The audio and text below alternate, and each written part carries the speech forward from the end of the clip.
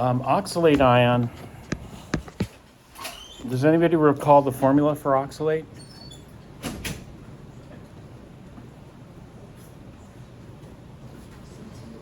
Yeah, C2O4. And the charge? Yeah, good.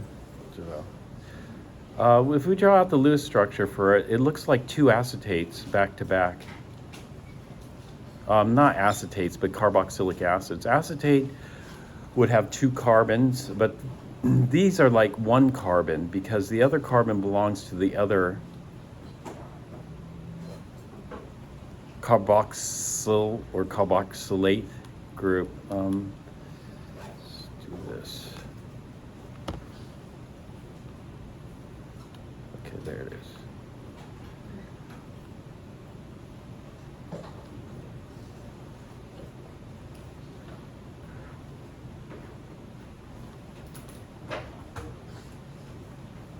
You guys are familiar with carboxylic acids, correct? From chapter 3? No? Yes? Carboxylic acids have the carboxyl group, and R just is a generic for the rest of the molecule. It's either carbon or hydrogen.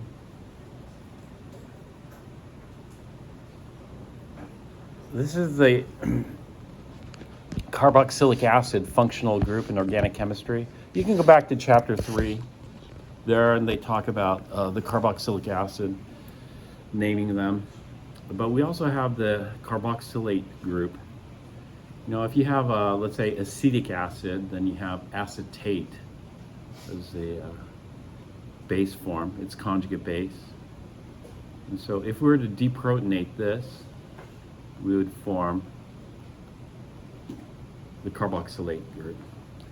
So this is two back-to-back carboxylates here. These oxygens have negative formal charge here. You know about resonance forms? How many resonance forms can we draw for this? We can draw multiple resonance forms for this because it depends on where you want to position the double bond. So how many resonance forms do you see for this? In a resonance, you don't move the atoms. You leave the atoms fixed and then just reposition the electrons.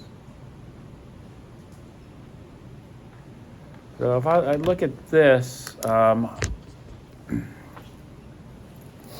say we can move the double bond here. Are you guys familiar with rearranging the electrons like this mechanistically? So if we take this sp3 lone pair, make it a pp pi bond here, then we're going to have too many electrons, so we can kick out this pi bond here, make it a lone pair.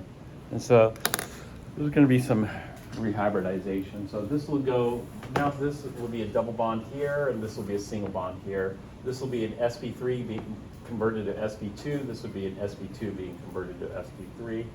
And this would stay as an sp2 carbon here.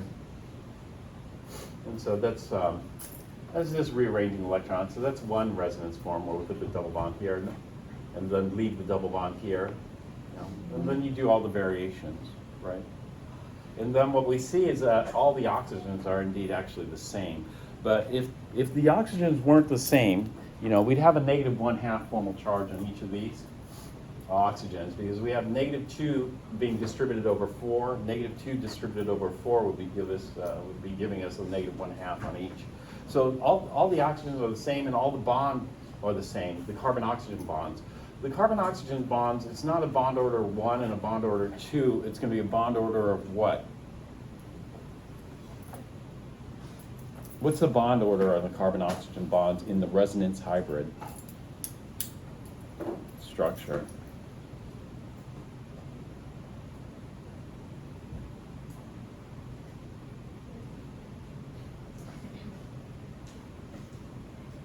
Anybody?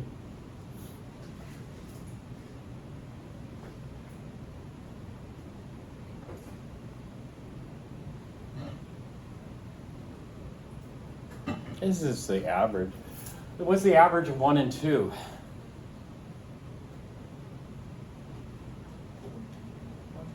1.5. That's the bond order is 1.5. All the bonds are actually identical at 1.5 bond order, and and so what we end up doing is we draw a resonance hybrid, but we're not going to do that. What we're going to do is we're just going to leave it as one of the resonance forms, whichever resonance forms. Usually we just pick this resonance form, but on a side note, really the hybrid would be the most accurate. And so let's go back over here.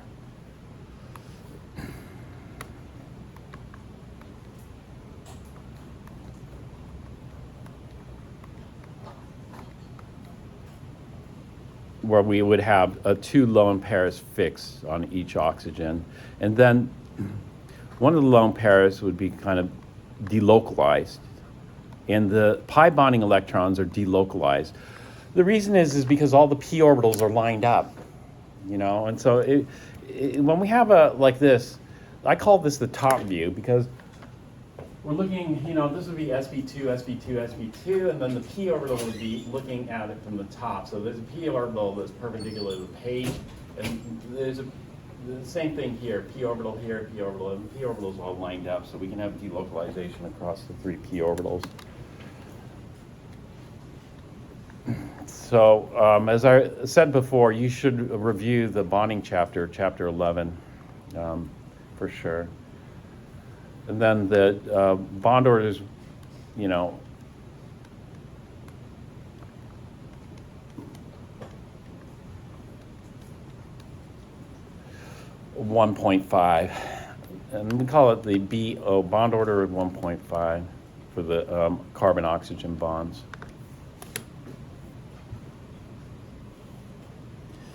What we're going to do is we're not going to worry about the hybrid. We're just going to take a look at this as if this were it. If this were it, then what would we say? We would say that which of these oxygens would be more basic? Would it be the double bonded oxygen here or the single bonded oxygen here? Well, actually, to be more accurate, would it be the oxygen with what formal charge? What's the formal charge on this oxygen here? This should be quick because this is like Chem 1A or even Chem 4, you learn about formal charge. So you should be able to do formal charges in your head quickly. And this is why sometimes organic chemists, they don't even bother writing the lone pairs because everybody should be able to visualize the lone pairs whether they're written there or not, And so in organic, oftentimes they'll just leave the lone pairs off there, but you should, there's two lone pairs on there. There'd have to be to make the octet, and then you should be able to visualize and then a lot of people say organic chemistry is very hard. It's very hard if you aren't able to do this kind of stuff quickly, Then it's hard. But if you get some practice in Chem 1B, you should be fine. So, what is the formal charge on the oxygen, the top oxygen there? 0. A 0 versus a -1 formal charge, which one's going to be more basic? The negative. And so we expect these oxygens to be more basic, but in reality, that's not the case. In reality, all the oxygens are exactly the same, with the hybrid. But we're not going to get into that deep because we're just going to say, okay, if we pick this resonance form, this is going to be the most basic here. Now, one of these will attack our central metal atom.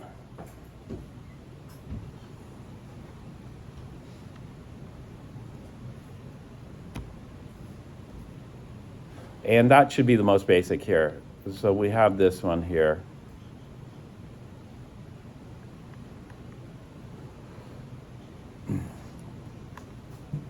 And so we're not, this could happen, this rearrangement of electrons, or, this can attack here. Boom. If two of these attack, which would be the second one that attacks?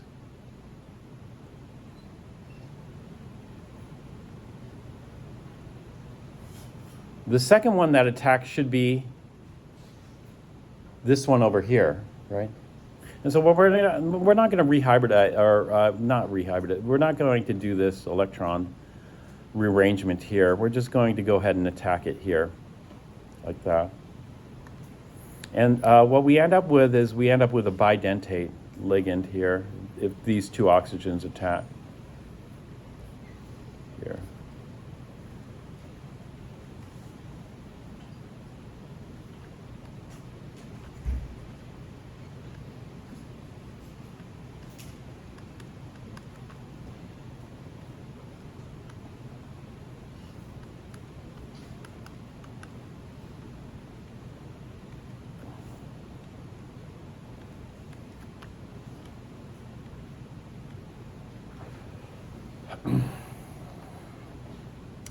And so we have this. So we could fit maybe 2 more at the most, 1 or 2 more.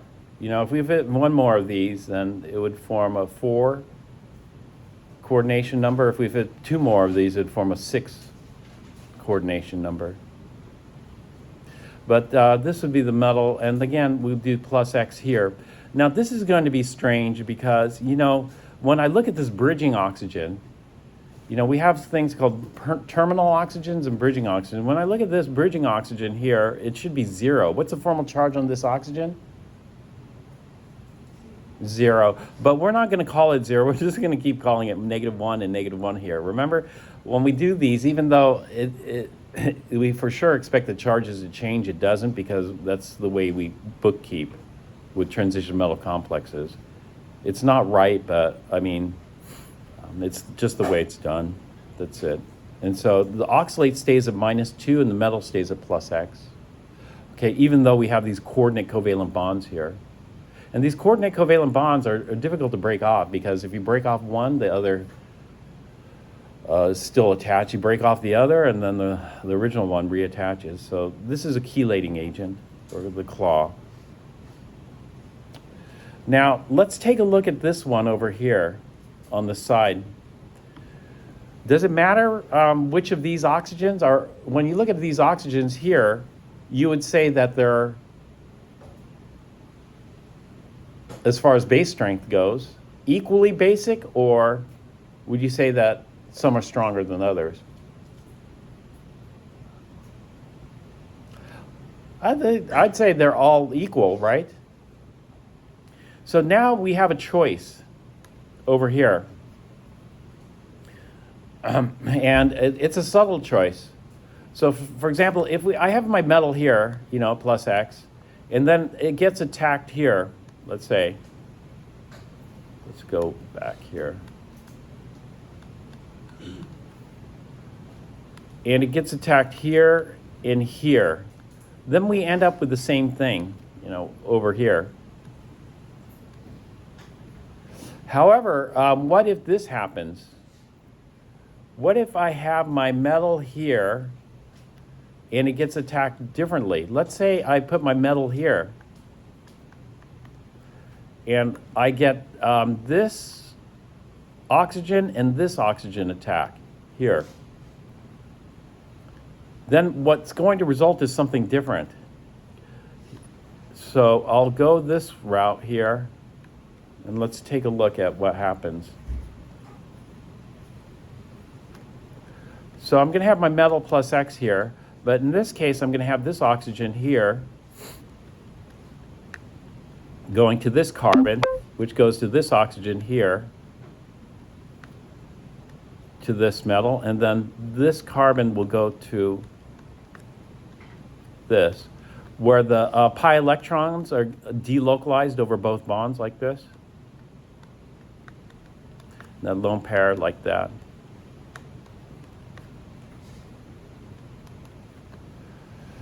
So again, we ignore the changes in sharing or whatever. We still call this -1/2. This is still called -1/2. This is -1/2. This is -1/2. So oxalate's still -2. 4 times -1/2 gives us -2 for the net charge. And so do you see what I did here? Okay.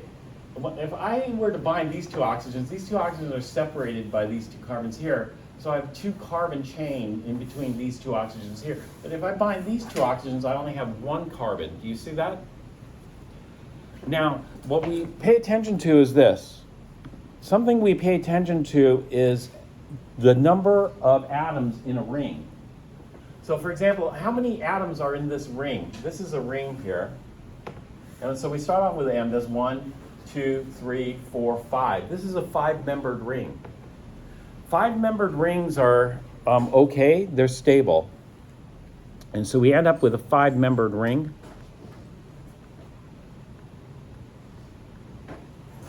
Five-membered ring. 5 atoms in the ring. However, down here, we end up with how many members in this ring? This is a 4-membered ring.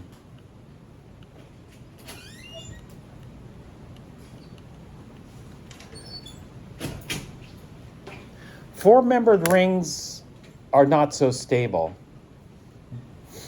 Can you think of a reason why they wouldn't be so stable?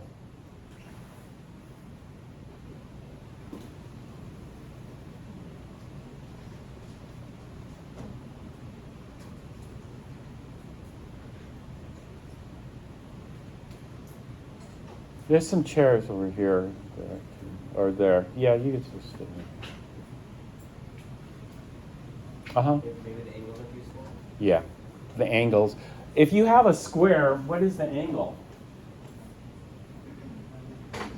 90 degrees. If you have a square, the angles are 90 degrees. If you have, let's say this is sp3, this is sp3 here, because there's some high electrons. This is still, or sp2, something. We'll delocalize electrons in here. Carbon doesn't have less than an octet. But anyway, going back to this, actually, let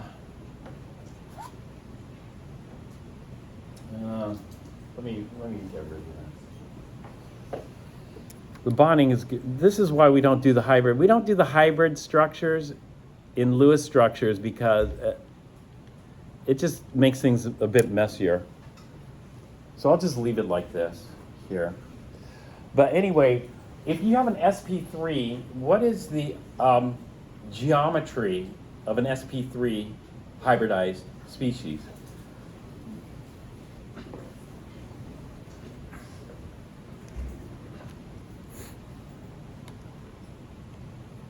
The electron geometry. If we have sp3 hybridization, what is the electron geometry?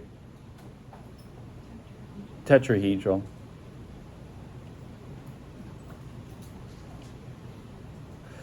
And what's the angle, the tetrahedral angle?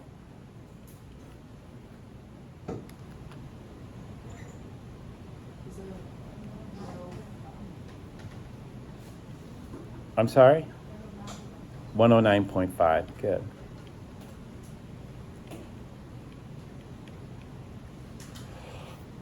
So are we going to have, if we did valence bond theory, are we going to have good orbital overlap? The angle should be 109.5, but the angle's 90. So that means we're not going to have good orbital overlap. You know, when we have good, this is in valence bond, and valence bond doesn't work, but I'm just going to use it here. Actually, I can use it. Can I use it here? Yeah, I can use it here because this is the ligand. We could use it for the ligand, but we shouldn't use valence bond for the metal ligand bond here. But this is good orbital overlap, you know. But if the orbitals are kinked like this, is this good orbital overlap here? This is not good orbital overlap here. So for example, we don't draw kinks in a bond. So let's say if I look at this bond here, we want the metal oxygen bond to be direct like that. We don't want the metal oxygen bond to be kinked like this. Actually, I shouldn't do the metal. I should do the oxygen.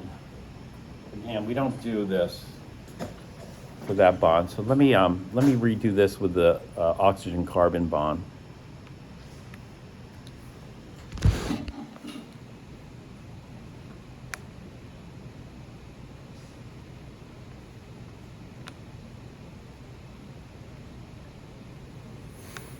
When you draw single bonds, do you draw little elbows like this? No, we just draw one straight dash for a single bond, right? So, but if one orbital is going this way and the other orbital is going this way, it's not going to be good orbital overlap. So essentially, it's like a kinked bond. Does that make sense? So if you have a king bond with poor orbital overlap, what that means is it's just weak. If it's weak bond, then that means it's unstable. That means it's easy to break. You know, certain things are easy to break and for different reasons. So for example, iodine bonds are very easy to break. So if you have iodine bonds, they're easy to break because the iodine orbitals are so huge. You know, the electron cloud density isn't so great. And then oxygen single bonds are easy to break, peroxide bonds. And so those bonds, like peroxides have to be protected from light, iodine has to be protected from light. It's quite unstable, so. So anyway, 4-membered rings and smaller are unstable. 3-membered rings even worse. If you have a 3-membered ring that's a triangle, what's the angle in a triangle? 60 degrees. So if you're going from 109 to 60 degrees, is that going to produce strain? Yeah, it's going to heavily weaken the bond. However, 4-membered rings and smaller are inherently unstable.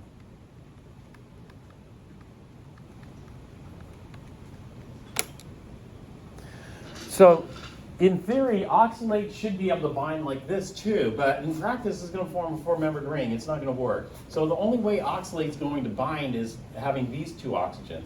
If these 2 oxygens bind, then, you know, oxalate's flat. Actually, oxalate is sp2 hybridized. I should do that here. Oxalate's flat. This is sp2, that's sp2, trigonal planar. That means if these 2 oxygens bind, these 2 cannot. These 2 are going to be on the opposite side of this. And so this is bidentate. And it's bidentate with these 2 oxygens, not with these 2 oxygens or those 2 oxygens. It could be bidentate with these 2 oxygens here, but that's on the opposite side. And it can't be tetradentate, that's for sure. So how many of these can we fit? We could fit, you know, maybe 2 or more. So there's different scenarios here. And so some people will do this shorthand. Typically, if you fit 2 of these oxalates like this, OX, we can do it. This forms a square planar structure.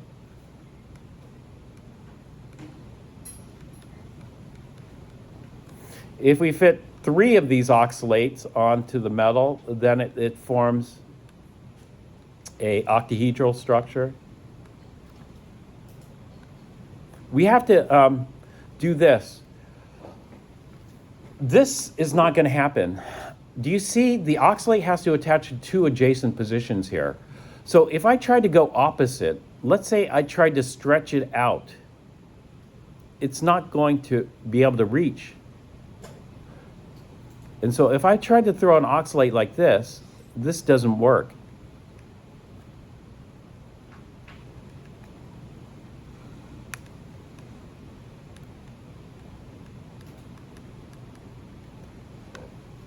They aren't going to attach to opposite octahedral sites. They're going to attach to adjacent octahedral sites.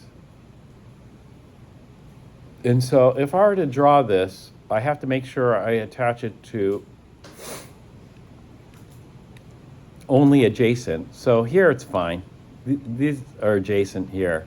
Here it's fine. These are 2 adjacent sites here, and here it's fine. These are adjacent sites here. So I could do 1, 2, or 3 oxalates on there.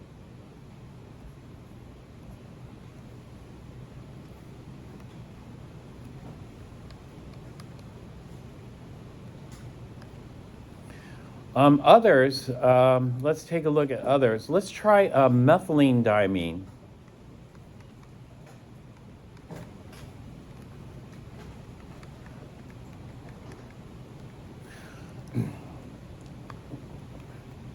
Okay, you know what the ethylene is, correct?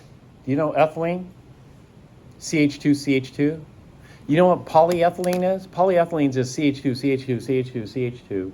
It's taking a whole bunch of ethylenes and linking them together. It's polyethylene. What is methylene?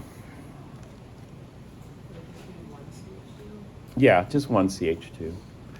All right, so let's go ahead and draw this out. So we're going to have one CH2. CH2 is called a structural unit. You know, it's not complete here. It's like methyl. Somebody remind me what methyl is.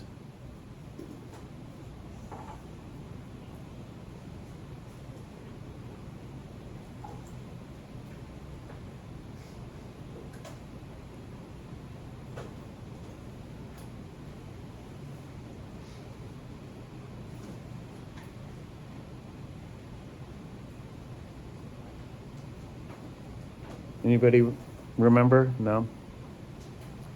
Methyl alcohol? Methanol? Rebecca? CH3,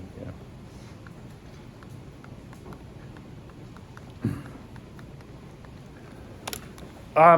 Methyl, like these methylenes are in the middle of the molecule. Methylene, ethylene, propylene, etc. They're in the middle. Methyls are at the end. It's the end of the chain. This is the middle of the chain. These methylene groups. And you can just pack them together one after the other to make longer and longer chains. Okay, so methylene, we take care of that. That's the methylene group. What's diamine?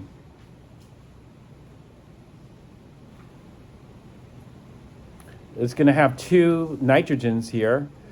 And then how many hydrogens do I need to put on each of these? 2. And that will complete its octet.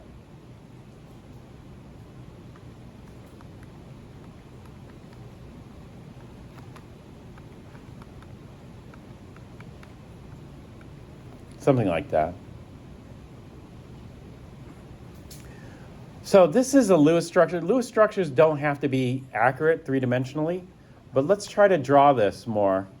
Oops.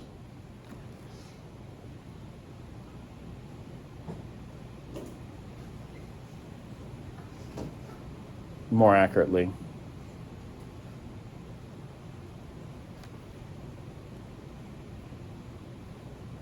What's the geometry of the amine group at the end? The molecular geometry?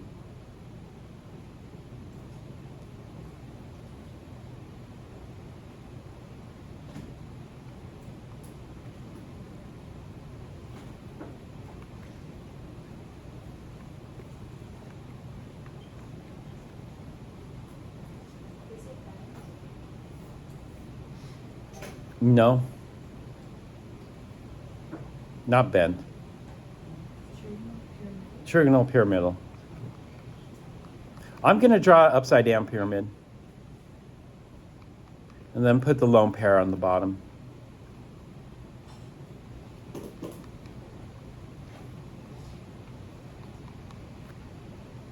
This. And then this carbon here is going to be what geometry? Tetrahedral.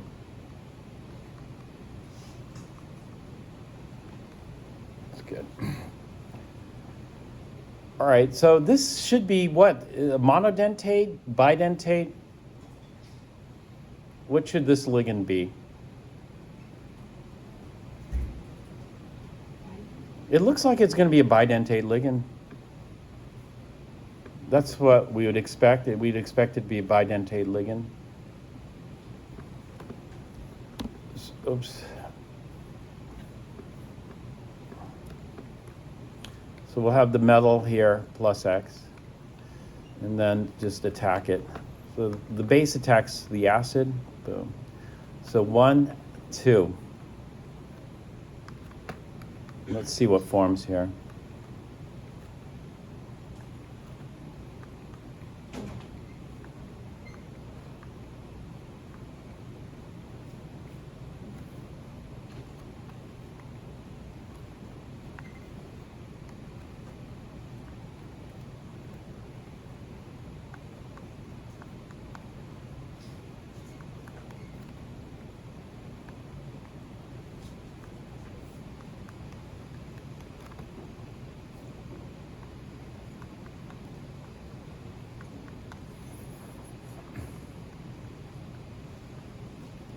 How does that look? Unstable. Unstable.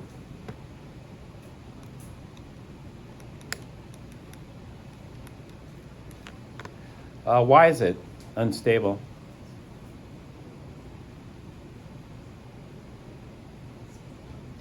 Four-membered ring.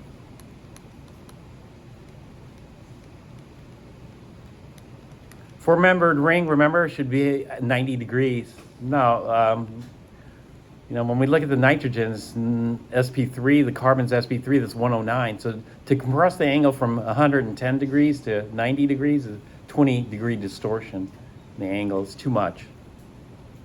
It's going to be unstable. So what that's going to do is even though this would like to be bidentate, it's not going to be bidentate. This is going to be most likely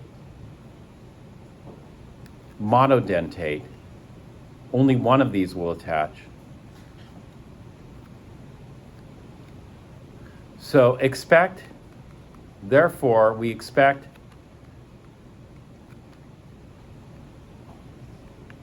this to be monodentate.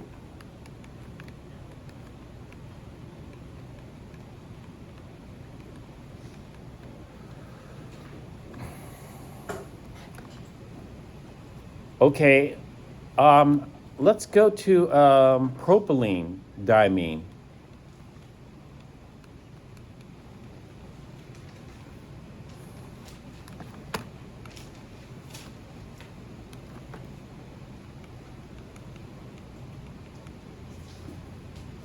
Propylene, what is that?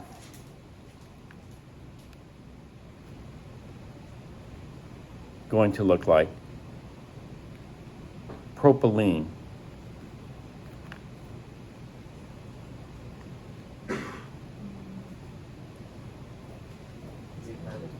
Three carbons, three methylenes in a row. Three methylenes in a row will give us a propylene. And then on the ends, we're going to have two amines. So we'll have an NH2 here, an H2 here. And then we're going to have a lone pair on each of the nitrogens like this. And we'll have metal plus X here. This one should be able to be attacked by two, like that.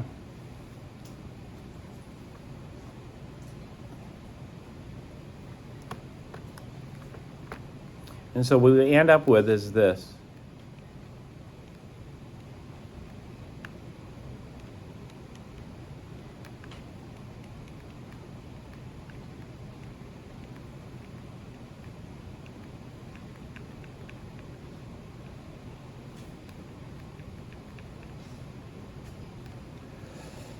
Do you see any problems with this? No, this is a six-membered ring. This is stable.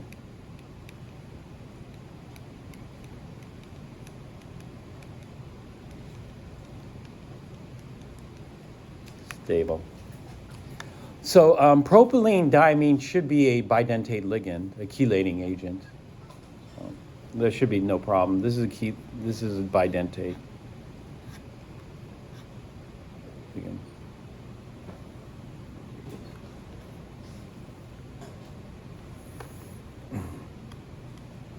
So let's take a look at EDTA 4-. EDTA 4- has more than one donor atom. Let's see how many donor atoms EDTA has. Actually, maybe I'll draw it out a little better. Let me redraw this.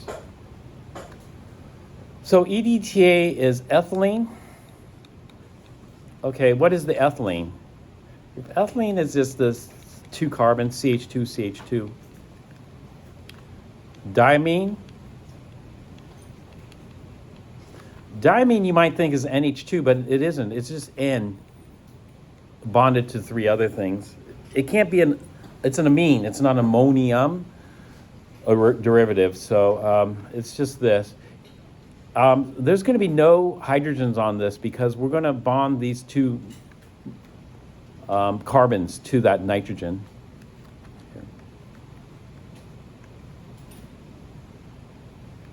And so this is just a standard trigonal pyramidal And this is tetraacetato, or tetraacetate.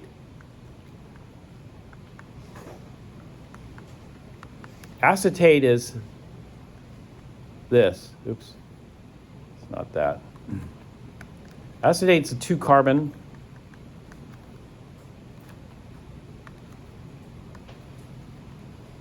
And so we'd have a CH2. Normally it's a CH3 here, but we have to lose one of those hydrogens in order to bond to nitrogen.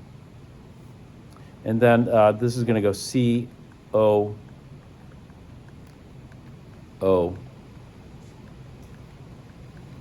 minus.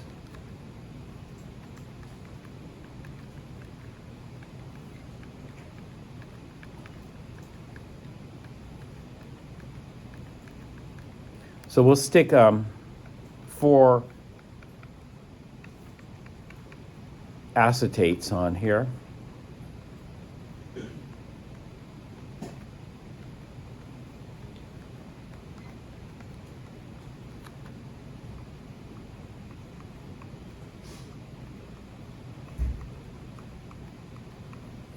And each of those acetates are negatively charged.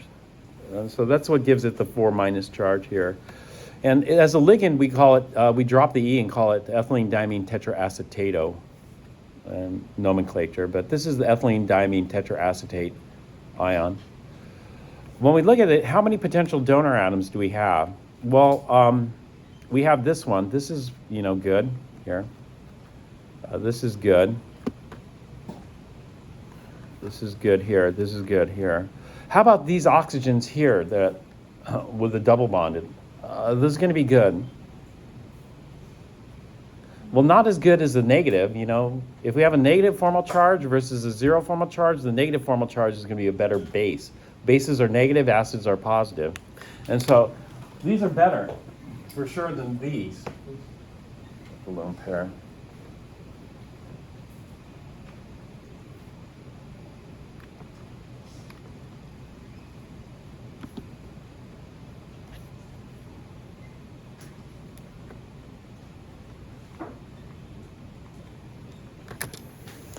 So if it came down to this oxygen versus this one, which is neutral, it's not, let's be a negative here. This one would be better. But let's say this one binds and then this one's right next to it. So should this one bind? Yes or no? If I bind this one to the metal, will this one bind? Yes or no?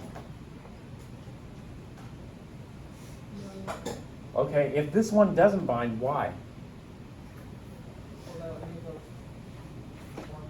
It would make a 4-membered ring, right?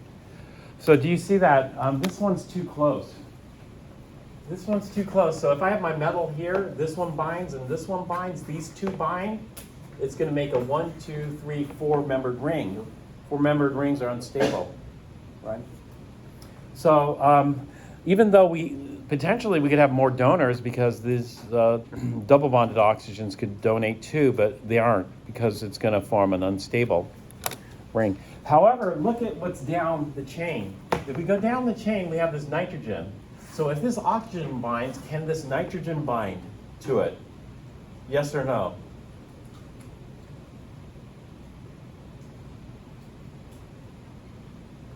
If this oxygen binds, can that nitrogen bind? Yes. What would it form? It would form a 5-membered ring. And so let's do that here. So I'll try to draw it best I can. Oops, I lost those lone pairs, that oxygen. Let's try to give them back. No. Oh no.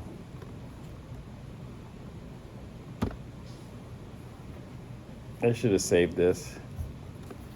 This happens frequently, unfortunately.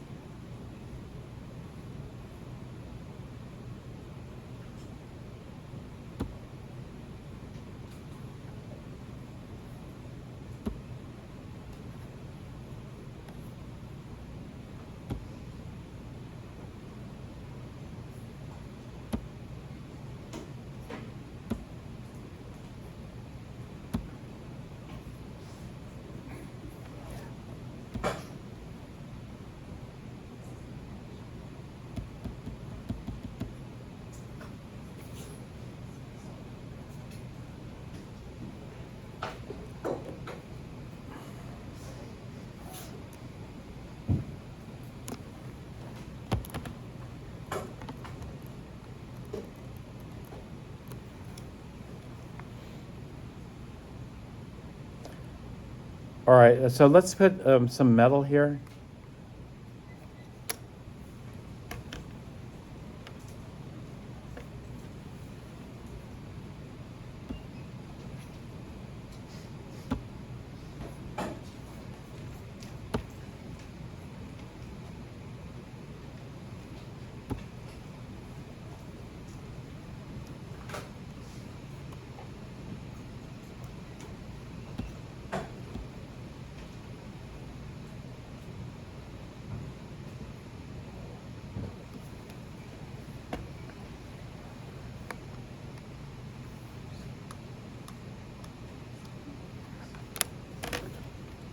A Word, I don't know why I have so much trouble with Word.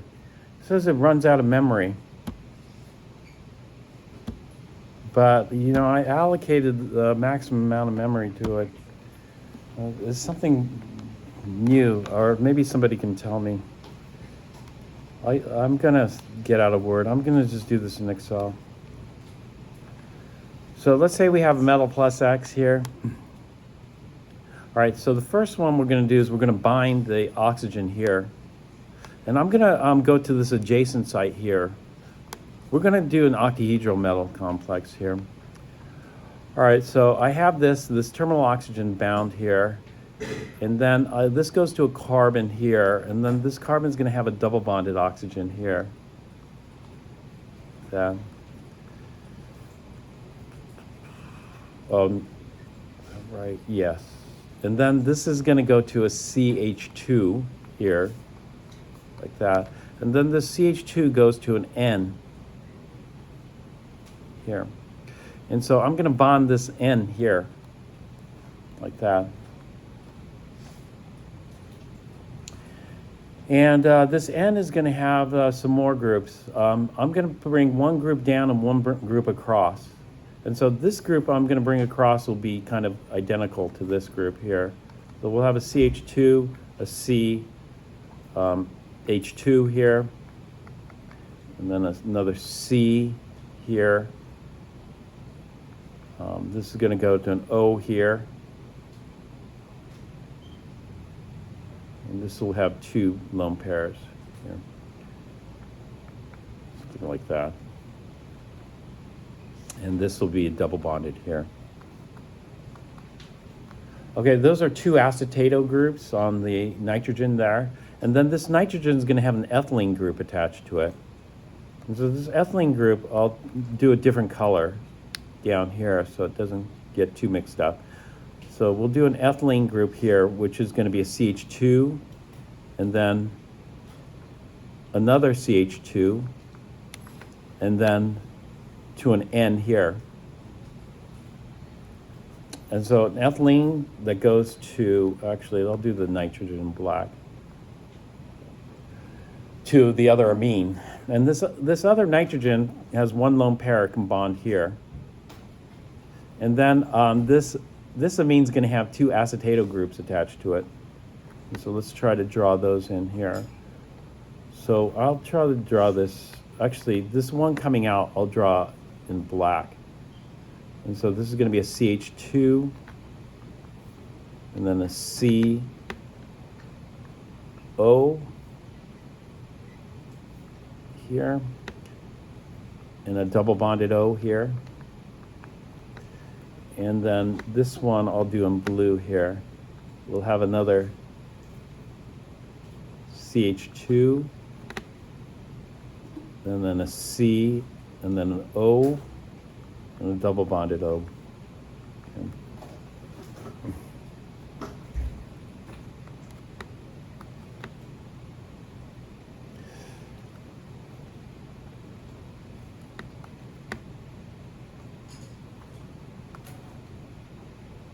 Okay, so when we look at this, how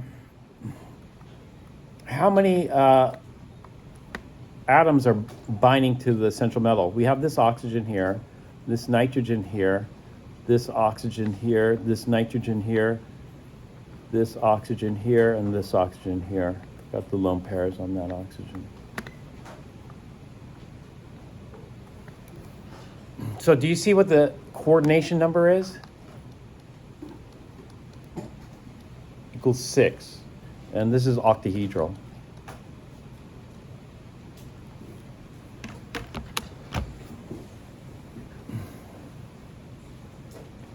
So this is kind of the ultimate chelating agent. This is just one kind of ion that completely encapsulates this metal. One ligand that completely encapsulates that metal. And so it's quite stable. However, it prefers some metals more than others. And so if I have something like this,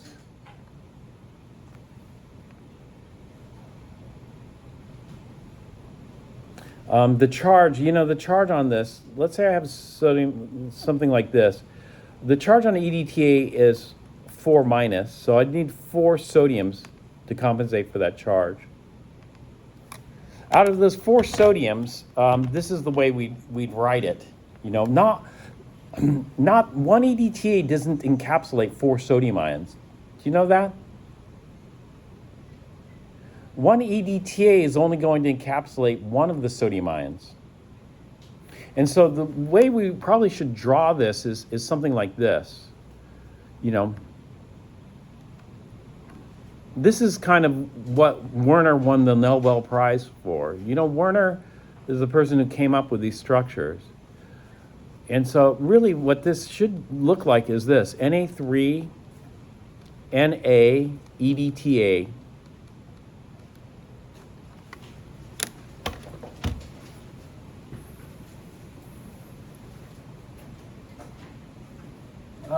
So it would be something like this. We call this sodium. This is the cation. We have 3 normal sodiums.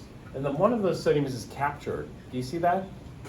And so we call this sodium, and then we call it ethylene diamine tetraacetato.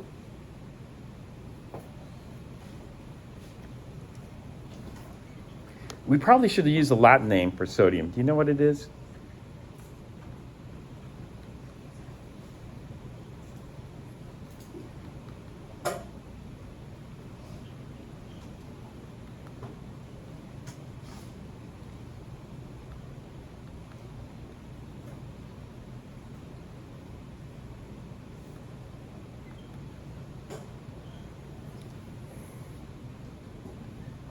This is going to sound funny, but is this complex an anion, cation, or neutral?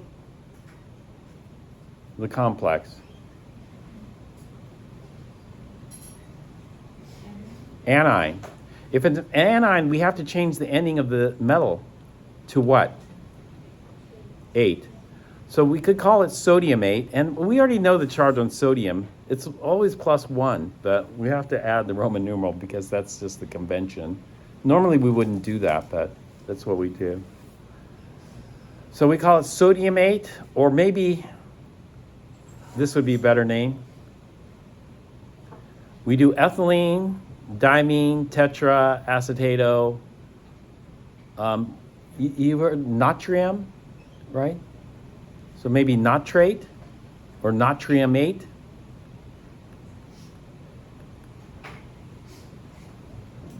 Some people call sodium natrium. Have you heard that? Natrium? Yeah. In Europe.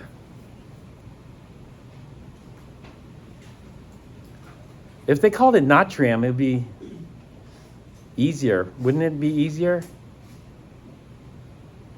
At least there'd be a match between the symbol and the name.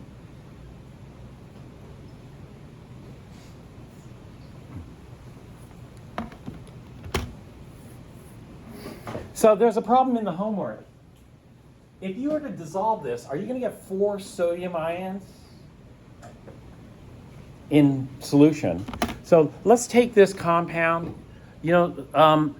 Sodium salts are what we call soluble salts. All group 1 salts are soluble. So if we were to dissolve this, how many sodium ions would we get in the solution? We would only get 3 sodium ions in solution. These 3 sodium ions are ionically bonded, but one of these sodiums is covalently bound in the center. And that sodium ion's stuck.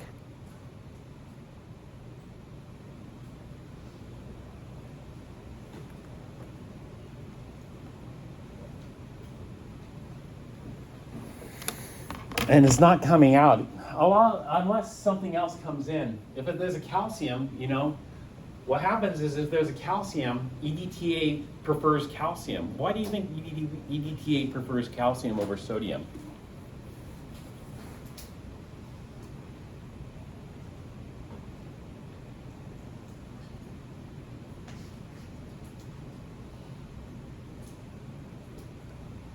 There's one way to get rid of the sodium out of the center of EDTA, and that's by introducing calcium or lead or magnesium or something else.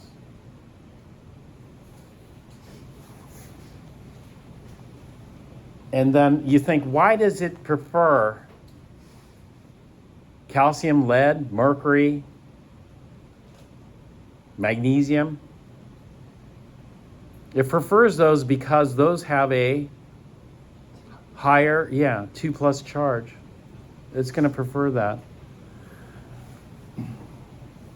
But otherwise, that sodium's stuck in there. It's not coming out. And so this was very confusing because people thought we should get 4 sodiums out of this. It's Na4EDTA. So if you dissolve it, we should get 4 sodiums. And then what you can do is you can measure the electrical conductivity. And electrical conductivity depends on the concentration of ions. You know, the more concentrated the ions are, you know. So for example, we measure the purity of our DI water by measuring its electrical conductivity. If this water is deionized, does it conduct electricity? No. It should be an electrical insulator. So what we do is we measure the electrical resistance in the wire. And if the electrical, this is what I used to do all the time, it was already hooked up. So what we had was we had an ohm meter in there. Ohm meter measures the resistance. And if it's an insulator, the resistance should be infinite. You know? And so what I was looking for is if the water was registering mega ohms resistance. If it was measuring mega ohms resistance, it was good. Does tap water measure mega ohms resistance? No, the resistance is very low. Tap water is a great electrical conductor. So this is why, you know, you don't use electrical appliances next to water. It's very dangerous because water is a conductor. It acts like a wire, you know, and you could potentially electrocute yourself. And so, you know, people are thinking, okay, they can do some conductivity measurements or whatever, and they were expecting 4 sodiums and 1 EDTA. So altogether, they're expecting 5 ions, right? 4 sodium ions and 1 EDTA ion. But they didn't get that. You know what they got? They only got 4 ions, 3 sodiums and 1 EDTA. So there's something wrong with their thinking about structure. So this is not, you know, this is how we'd write it. Of course, we write the formula like this, but this is not an accurate depiction of the structure. The structure is a bit more complex than that.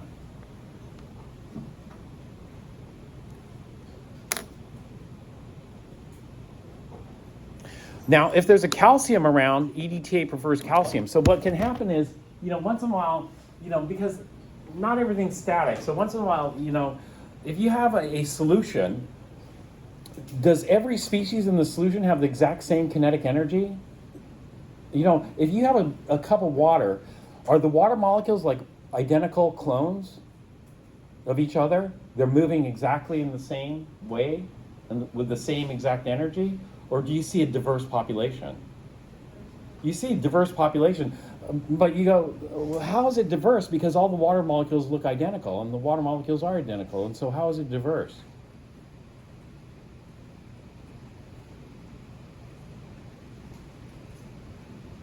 Because all the water molecules aren't moving exactly the same, right? Some water molecules are moving faster, some are slower. Some are vibrating more, others are vibrating less.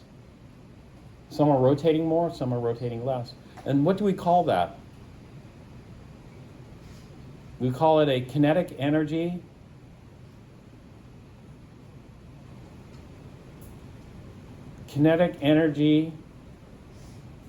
population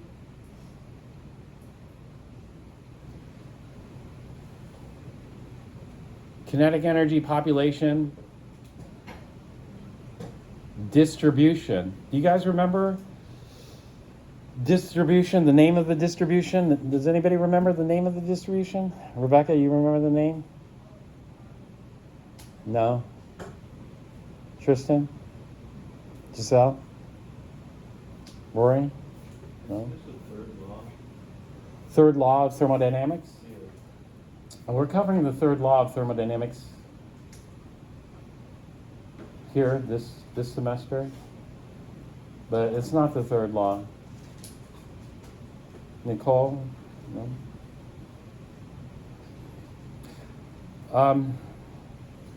I'll show you the shape. Maybe that will remind you of this. This is in chapter 6, so you probably should review this too. Just the distribution. The distribution has this shape.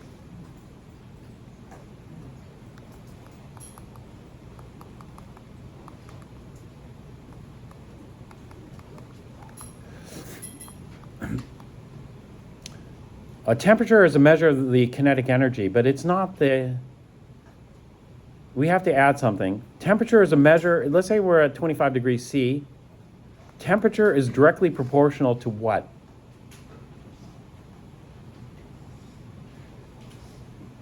Temperature is a direct measure of what we call the average kinetic energy.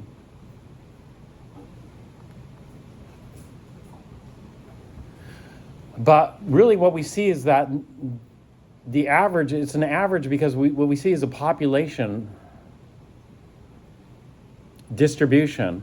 And this population distribution looks like this.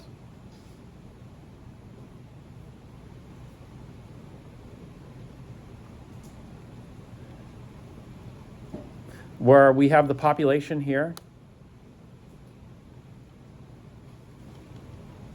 And we have the kinetic energy here. So some of these, the average is going to be around here. If we're looking at ideal gases, the only type of motion an ideal gas can have is translational motion.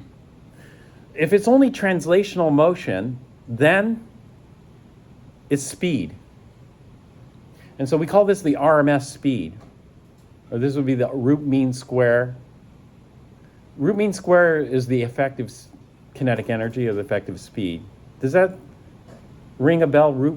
Root mean square, RMS?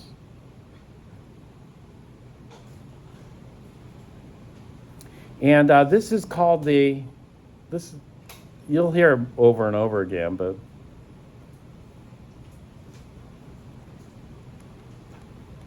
actually, Maxwell-Boltzmann. Does Maxwell have 2 L's or 1 L?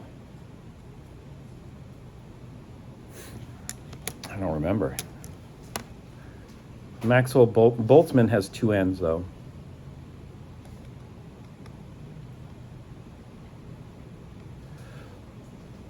Or thermal distribution. The Maxwell-Boltzmann distribution is very important because this is our thermal distribution.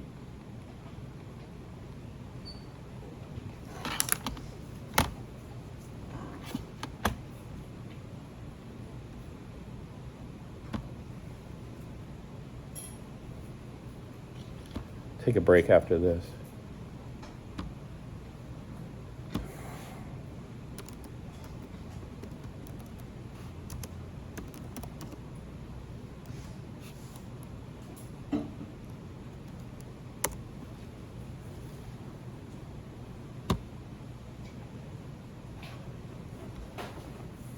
So when we look at the Maxwell-Boltzmann distribution, this is at different temperatures.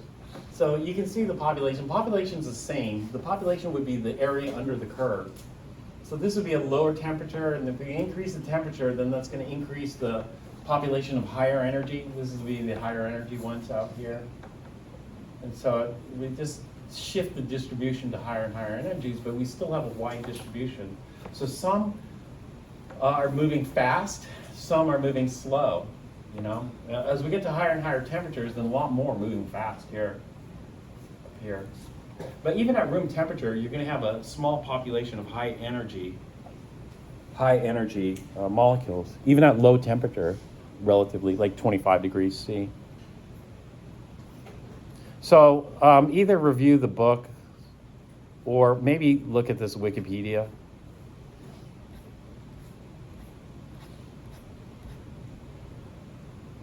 Here we can see the population here. This would be an ideal gas here. Not all ideal gas particles are moving at the same speed. Some are moving fast, some are moving slow. This is dynamic. But you can see according to the bar chart here, greatest population would be around here. And then we have the RMS here. RMS is if we reduce this and give everybody identical energy, that would be the IRMS here. If we made everybody a clone. This would be like if you made everybody the same, where would it be? If we did make everybody exactly the same, then you wouldn't have this lower, and you wouldn't have the higher end, the distribution. You just have one population, and that one population would be a population of clones. But that doesn't happen in nature. My word has recovered. It crashed.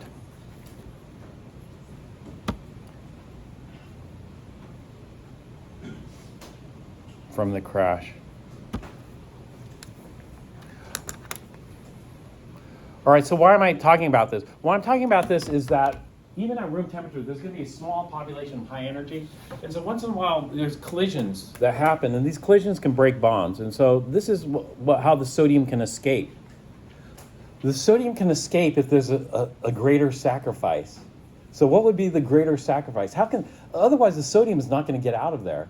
It's jailed in there. The only way it can escape is if the sodium ion presented a greater sacrifice. What would the greater sacrifice be? A calcium ion. So if a calcium ion happened to go by, then sodium can escape. This is like one of those, horror movies. But anyway, calcium comes by, and then the EDTA, once in a while, an end breaks off. But all 6 aren't going to break off. But let's say one end breaks off.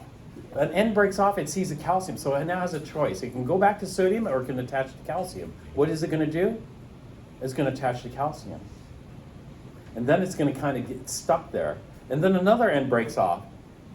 And then eventually what can happen is it's like a blob that, it spits out the sodium and then it grabs the calcium instead. Does that make sense? So if a calcium comes by, EDTA prefers that over sodium. If a lead comes by, EDTA prefers that over a calcium, or mercury comes by. That's called chemical exchange. We're exchanging one for the other in chemical exchange. So the sodium isn't permanently trapped. It might escape if there's something else. Otherwise, it's permanently trapped there, kind of thing. Or it depends on how strong the bonds are. Sometimes the bonds aren't that strong. Like sodium, it's not that strong. It's not that strong because sodium ion is not a very good Lewis acid. And therefore, the exchange processes are more likely to happen. But if you get lead in there, forget it. If you get lead in there, it's stuck. So this is why they use EDTA for lead poisoning. They use EDTA for lead poisoning because of this, but they don't use sodium EDTA. Do you know what they use? Sodium EDTA, sodium isn't so strongly bound in there, They use